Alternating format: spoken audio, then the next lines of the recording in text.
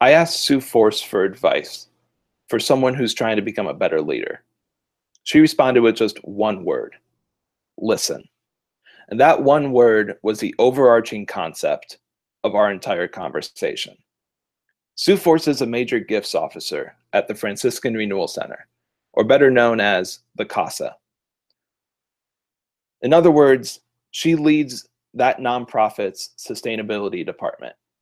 It's a recent promotion from her position as the director of meetings and conferences that she held for nearly a decade. As we were talking about how she leads her department, she kept mentioning how everything is done democratically there. Just because she's the leader doesn't mean that her vote or her opinion are worth any more than anyone else's in her department. And that's helped build the culture that she raved about throughout the entire conversation. The democratic style of leadership that runs from top to bottom at the Franciscan Renewal Center has helped change the way that she leads. She said that after working at the CASA, she's become more of a collaborative leader. That even showed when I asked her how she grows as a leader. Of course, she finds articles and books to read about how to grow her leadership skills, but she also talks to leaders in the community. She finds people in leadership roles that she respects, and she learns from them, just like how she would learn from a coworker in a collaborative meeting.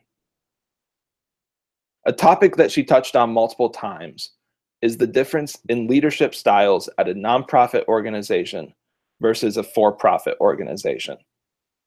She doesn't think there needs to be a difference, but in her experiences, she's found that nonprofit leaders tend to be more patient and more collaborative. Throughout the conversation, she kept saying that her leadership style stays the same regardless of the situation. That is, until we started talking about how she shows appreciation to those in her department.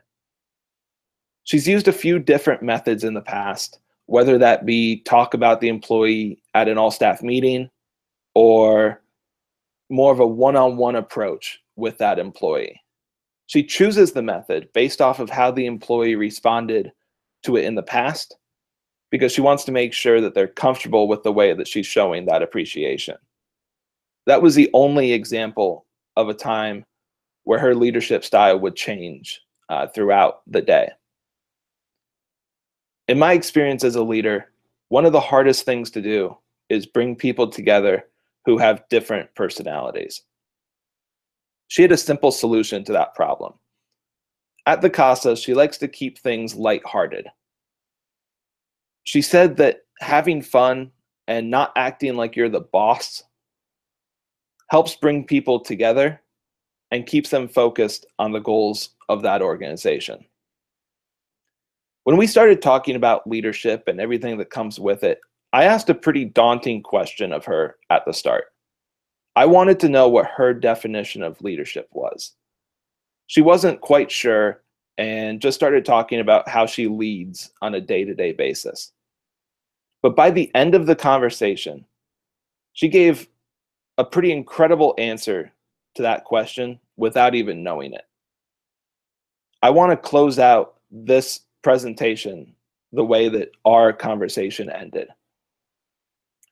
She said that leadership isn't telling someone what to do, but rather guiding them so that you can all reach a common goal.